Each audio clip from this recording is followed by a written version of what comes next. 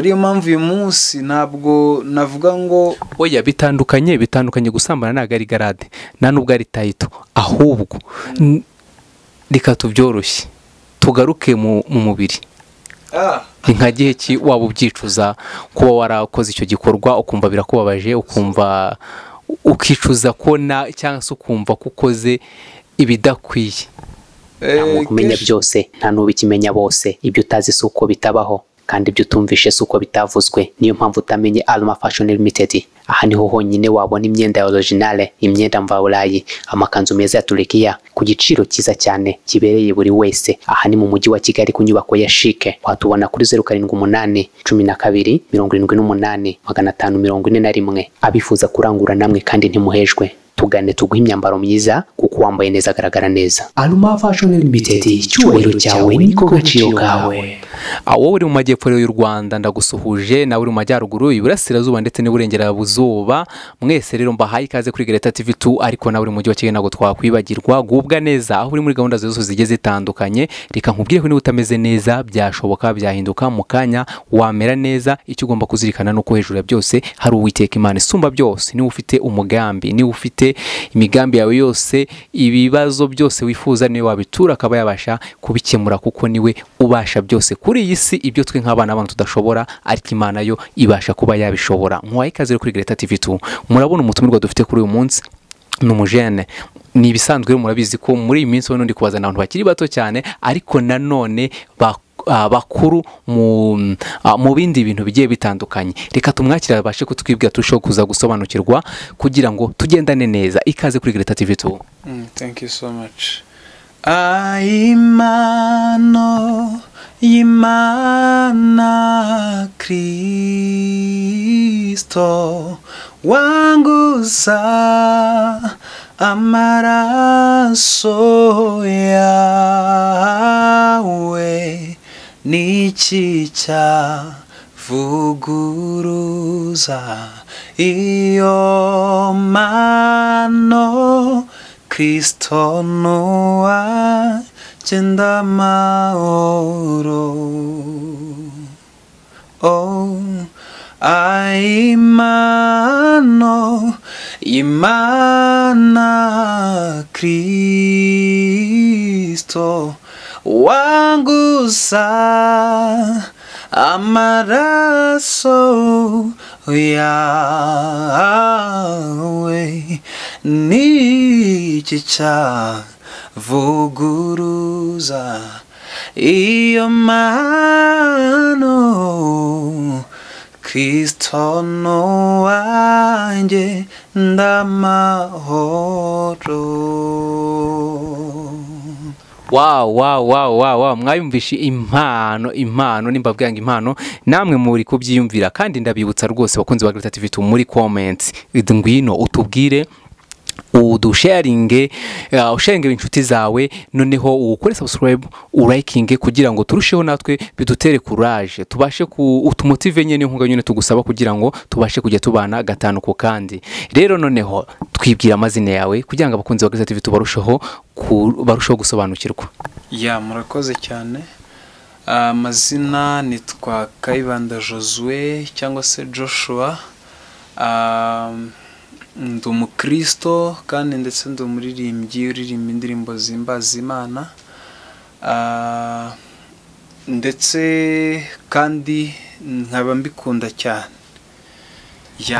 Mwamwumvishe rero, mwamwumvishije ni umuririmbyi, ni umuramyi ndetse kandi nubwo abiciye ku ruhande ngenda bizi neza ni umwanditsi.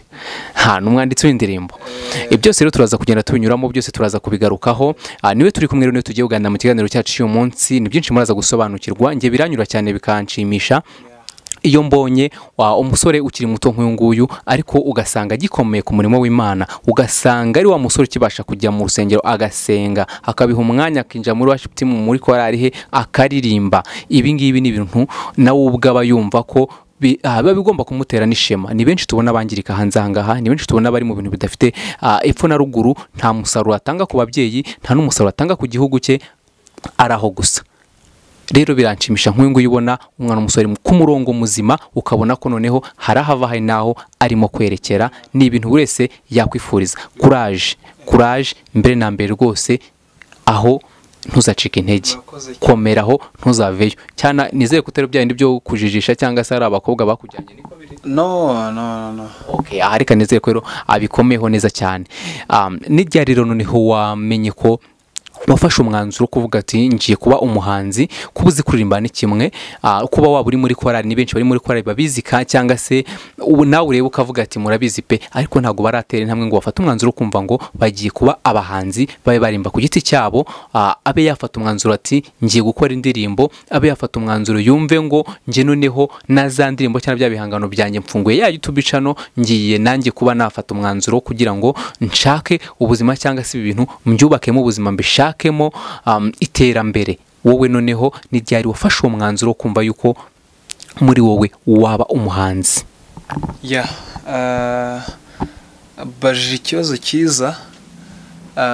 Kenshi abantu bakunda kwibaza ku bibazo nk'ibyo, ariko nakuze mbikunda kuva mu buto kugeza uyu munsi.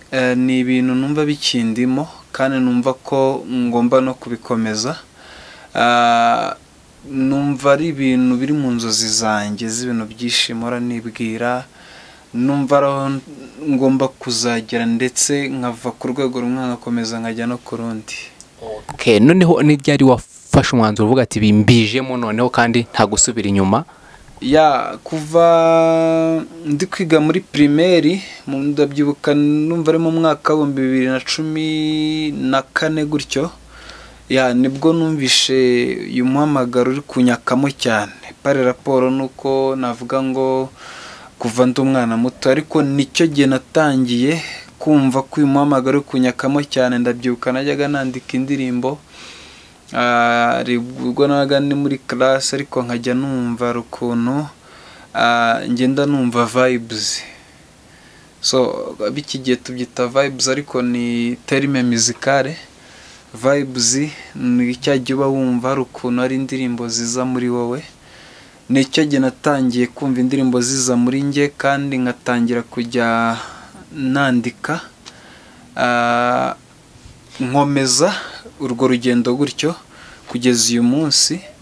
Ndi kumva ibyo byose kandi nkomeje ko ntabwo narambiwe, sinigeze ncika intege, still ndakomeje. Kugera ubu ufite indirimbo zingahe rero?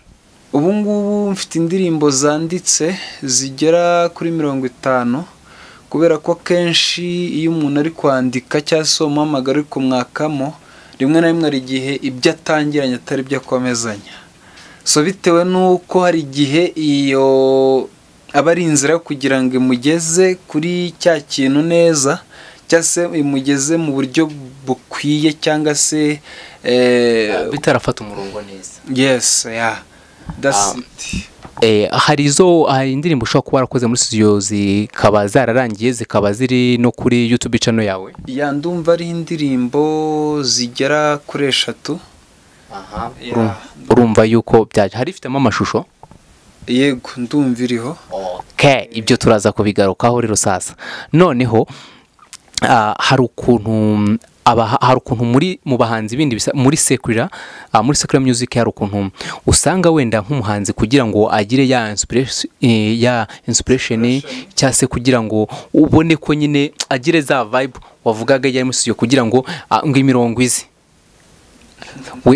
muri studio ugasanga wenda samutama ashobora wenda gufata nk'icyo kunywa runaka se kimuha ya inspiration bitewe n'icyo we yishyizemo yumva ko kigomba kumufasha cyangwa supporting. Ariko hari ukuntu ajya mbimenya ku bahanzi ba gospel, noneho biba bimeze gute? Cyangwa hari ukuntu nyine namwe muri beta namwe ni iyo logique nyine murabikora bigakunda? Buriya nekereza yuko ibyo uvuze tujya tubyumva, sindabibona ariko tujya tubyumva ku bahanzi baririmba umuziki usanzwe cyangwa se umuziki wa secular music, ariko twebwe ntabwo ari uko bimeze. Twebwe twavuga ko biri mu muhamagaro w'Imana. Nigeze kuvuga ikintu cy'umuhamagaro dutangira, kenshi ari umuhamagaro w'Imana nayo ni kuyobora muri uwo muhamagaro. Oya tuganire tujye tubwizanya ukuri aho ngaho mu by'umwuka turi kumwe ho ndabyumva, ariko noneho reka tugaruke mu buryo bw'umubiri.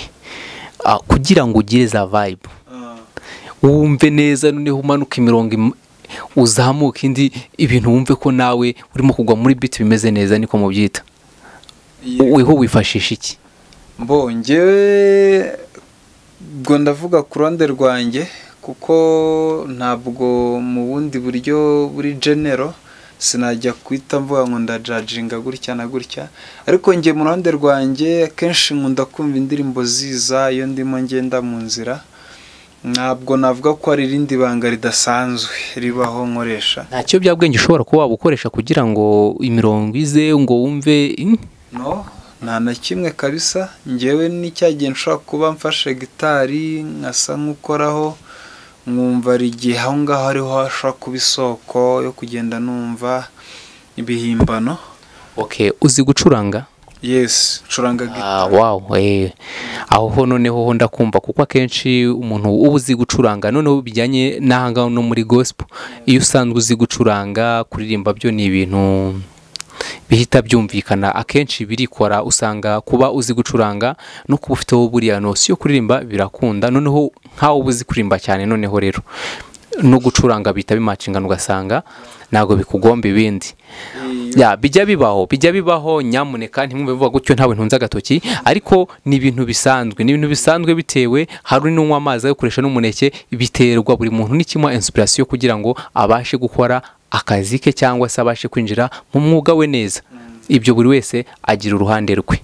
Ku ruhande rwawe rero, iyo ufite igicurangisho n'ubundi cya muzika, niho hantu nafata gitari nkumva ukuntu ndi kumva ndimo ngenda nunguka ibindi bintu. Kenshi iyo nafashe gitari nicaye ndimo ntangira gucuranga, hari ukuntu ntangira nanaririmba zimwe mu ndirimbo nanditse, nkumva biri kunyinjiza mu ndi mwuka wo kumva izindi ndirimbo. Akenshi ni gutyo bingendekera, bikanyereka yuko Imana igenda ikigikira muri urugendo.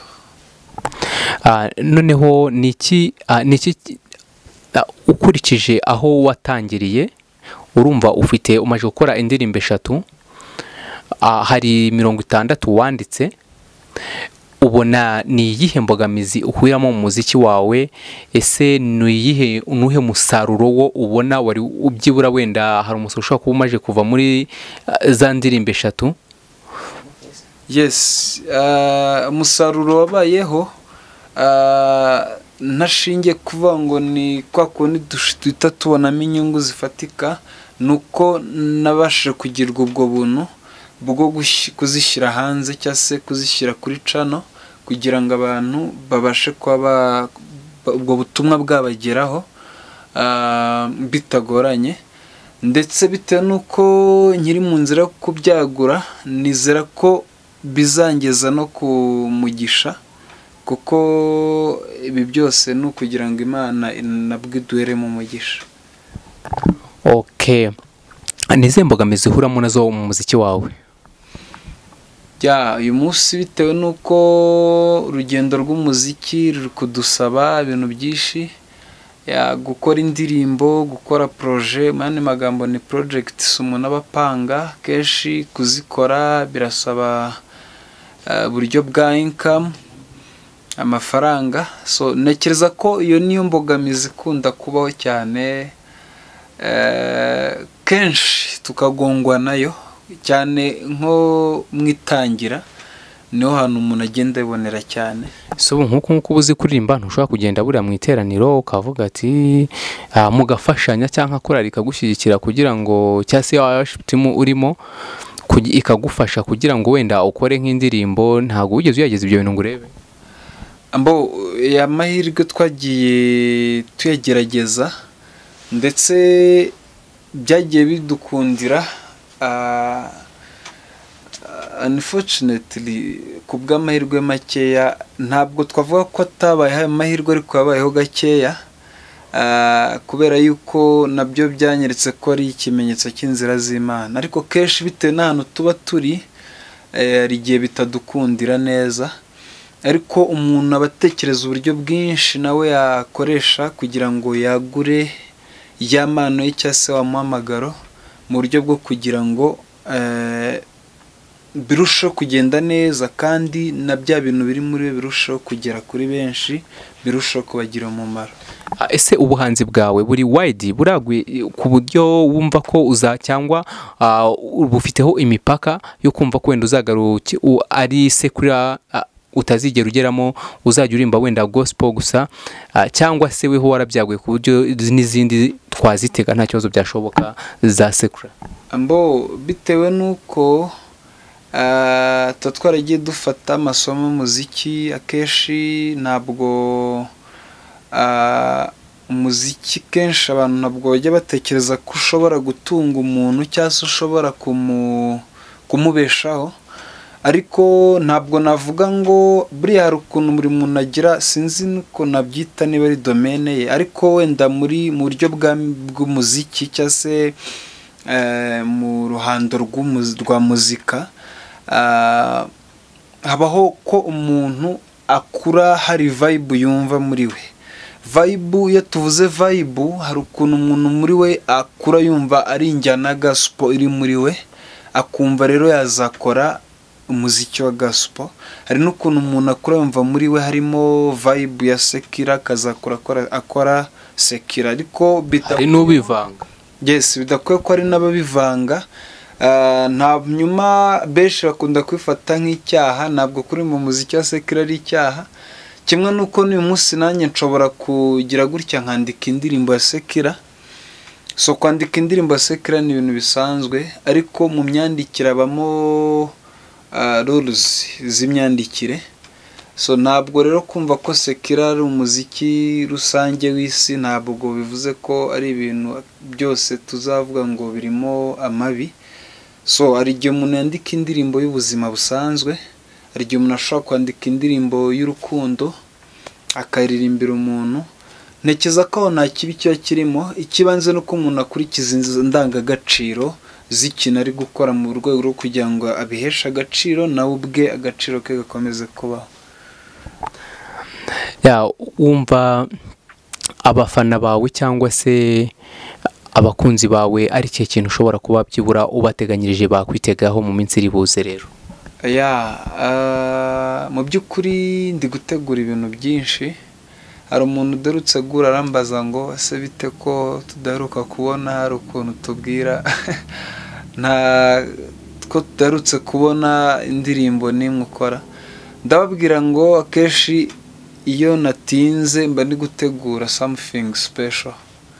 So ntekereza ko ntabwo nahita ntondagura ibintu ndi gutegura, ariko icyo navuga nuko mbasezeranyije ko hari ibintu biri speciale ngiye kubazanira vuba hano. Dusoza, ni iyihe nama waha wa mwana mwakuranye, barahari birashoboka, uri mu cyanga sura nababona uri mu kigero cyawe, ari ugasanga iyi saha we ubuzima arimo n'ibyo arimo nawe ubwawe nka mugenzi we urabireba ukabona ko imico afite utamukurikiza, ntacyo wamwigiraho, ntacyo wamukuraho, indangagaciro afite we zihabanye n'izo yakabaye afite, byibura hamwe wumva ko ari nk'umutwaro kuri wowe ari igishoboka wamuhindurira ubuzima, ni nk'ihe nama wamugira uwo muntu umeze gutyo kandi ukabona we ntakeneye guhinduka, anyuzwe n'ibyo arimo? Urugero ashobora kuba mwarakuranye cyangwa se mungana mu kigero kimwe, urabona yobotse umurongo, urasenga, ubyitaho cyane, wigira mu worship team ndetse ukandika n'indirimbo n'ibindi bigiye bitandukanye, ariko byose hamwe uri mu nzira yo kuba watera imbere, uri mu nzira yo kuba wafashe intego, wafashe icyerekezo, ariko wa wundi utarafata icyerekezo cyangwa se ugasaba icyerekezo we yafashe cyerekeye mu biyobyabwenge, ari kwangirika, urabibona, kandi mu kigero kimwe, yewe n'inshuti yawe, ni iki wamubwira umeze uko, yewe n'undi utanazi ariko wowe wafashe icyerekezo kimeze nk'icyo, nihe nama wamugira? Inama natanga ko birashoboka ko babagiye bariho benshi cyangwa se mu buryo buri general, urubyiruko rwinshi, ntabwo twese tuba twaragize amahirwe amwe, like nko kwisanga dufite ababyeyi b'abakristo bakadutoza iyo nzira. So hari abana rero batagize amahirwe, ariko uyu munsi ikintu mbanza gukora cya mbere ni uko mu bintu njya ngerageza gukora ndabasengera, ariko nkumva ko aricyo kintu cy'ibanze cyabaho, hanyuma nkagerageza muri bamwe nshobora kubona nkibasha kubashyikira, ngerageza kubaganiriza, kuko akenshi njya nkunda kuvuga ngo kuba Imana yaradukunze ko ari ukugira ngo tumenye ko mu yandi magambo twisange mu rukundo rwayo, bitume natwe dukunda ubuzima bwacu. Mu by'ukuri navuga ko uwo nguwo ukiri mu biyobyabwenge yaratannye cyangwa se yayobye inzira, akeneye kuganirizwa cyangwa se mu yandi magambo kubwirwa urukundo icyo ari cyo, bigatuma nawe yisanga mu rukundo, bigatuma noneho ahindura icyerekezo cy'ubuzima bwe. Kenshi mba numva ari iyi nama natanga, ndetse mba nta nubwo nzahwema kwitanga mu by'ukuri. Kandi tukiri na hano kuri TV, inama nziza natanga ni uko benshi mu bajene baba baratannye umurongo. Ntabwo ibyiza byo mu buzima ni byinshi, ariko siko byose bidufitiye umumaro. So kenshi umuntu abona ko ubuzima bwe ari kubushyira mu kaga, nawe aba abizi, ahubwo ni uko aba akiriho igihu mu bitekerezo kiri gutuma atabasha kumenya ngo iyi nzira siyo, reka nyivemo. Inama natanga niyo kumenya inzira y'icyiza, hanyuma ukamenya ko inzira y'icyiza ifitiye ubuzima bwawe akamaro, kandi akamaro kanini cyane, cyangwa se umumaro munini. Ni nka gihe ki waba warasambanye ukaba ubyicuza ubu ngubu? Ntabwo ibyo ndabigeramo, kandi ko narabigeramo si uko ari imbaraga zanjye. Utarabigeramo ushatse kuvuga iki? Ntabwo urabyicuza? Anyway, ntabwo warumbajije ngo igihe naba narabikoze, ariko uyu munsi ntabwo iyo nzira sindayigenderamo, cyangwa se ntabwo ndisanga muri icyo gika. So ariyo mpamvu uyu munsi ntabwo navuga ngo oya, bitandukanye gusambana ntabwo ari garade, nta nubwo ari tayito, ahubwo reka tubyoroshye tugaruke mu mubiri. Ni nka gihe ki waba ubyicuza kuba warakoze icyo gikorwa ukumva birakubabaje, ukumva ukicuza ko cyangwa se ukumva ko ukoze ibidakwiye? Kenshi bibaho umuntu akaba ashobora. Ndavuga kuri wowe. Kuri njyewe? Kuri wowe. Aho ngaho nawe sinzi rwose. Ubwo buryo wajemo icyo kibazo burasa nkaho bingoye guhita mbushyikira. Noneho mbere yuko dusoza, nagira ngo utubwire imbuga ushobora kuba cyangwa se ama platform umuntu ashobora kuba yakuraho cyangwa se yabonaho ibihangano byawe. Uyu munsi cyangwa se none ahantu ushobora gusanga ibikorwa byanjye ni kuri YouTube channel yanjye. Ndumva ariho ndi gukoresha cyane, niho ndi kubanza gushaka kubakira cyane before yo kugenda nshyiraho izindi platforms. Yitwa gute YouTube yawe? Yitwa wakandika Kayibanda Josue, ayo mazina yanjye niyo wakandika, hanyuma ukabasha kwinjiramo. Mwabyumvishe rero bakunzi ba Greater TV2, ni kuri Kayibanda Josue. Nawe rwose nyamuneka nawe mumukore subscribe, niyo nkunga yafashe umwanya we akaza tukaganira, akaza tukabonana, hari umusanzu abatanze mu buryo umwe cyangwa se ubundi, kuba byibura wamushyigikira. Ukumushyigikira si uko wamuha amafaranga gusa, wenda ngo ugende muri studio nabyo bishoboye, nta kibazo rwose, waducaho twabahuza ukamufasha ukamushyigikira kubw'impano ye. Niba ubona rwose hari icyo mutima ubona ko mu mutima wawe hari icyo wamufasha cyangwa se icyo wamukorera kugira ngo nawe abashe kuzamura urwego rwe, nawe abikora kuko cyangwa se byinjiye mu muziki kuko akeneye iterambere, akeneye kugira hava akagira naho agana. Rero intambwe ya mbere, ubufasha bwa mbere, mukorere subscribe nawe ayibone, umukorere niyo like, ni inkunga ikomeye cyane nawe uzaba umuteye. Dushimira rero abadukurikiye kandi nabo twabashije kubana mu kino kiganiro. Niki wabwira bagukurikira cyangwa se abafana bawe muri rusange? Icyo nababwira ni uko mbakunda cyane kandi nzirikana kubasengera kenshi nk'abatura umugisha w'Imana, kuko kenshi iyo tugira umugisha w'abantu badushyigikira ni ikimenyetso cy'imigisha y'Imana.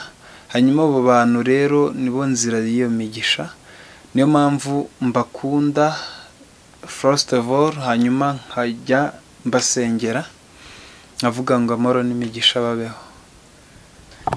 Arakoze cyane. Ariko dusoza noneho nagira ngo aduhe akandi karimbo twongere twumwumve neza, mugani ho tuye no gukora subscribe twishime. Ntago wakabura kora mu gakeregeshwa ahantu wari wabitse akanyuma dusoza ikiganiro, noneho then tugaruke closing ikiganiro cyacu. Ariko noneho abagukurikiye ongera wibutse kuri ryaje. Yego, nubwo amagambo yanjye ataba menshi, shimwa Mana kuko ndamahoro, umutima wanjye himbaza iyo Mana, unezerwe kuko ndamahoro. Nubwo amagambo yanjye ataba menshi, shimwa Mana kubw'ibyo wankoreye, mutima wanjye himbaza iyo Mana, unezerwe kuko ndamahoro. Warakoze cyane. Turabakunda cyane rero bakunzi mudukurikira, mbibutsa yuko mujye mukora share, like ndetse na comment ibiganiro byacu, comment mumanuke hasi mutwandikire kugira ngo tubashe kubona ko mudukurikira kandi ko mudukunda cyane. Ibyo tuvuga cyangwa se ibyo mubona bigomba guhindura kuri Biruta TV tunabwiye kari yanyu, ni mutwandike muri comment tubihindure. Ibyo mushaka ko twongera tubyongere, umutumirwa mwifuje cyangwa se mushaka ko tubazanira, nta kibazo twamuzana tukaganira. Nawe wifuza ko tukuzana tukaganira nawe, twakira muri comments tubibona, noneho tubashe kugutumira turusheho kuganira twubake societe nyarwanda. Ni Rugero Pro rero, ciao bye bye, turabakunda cyane, bye.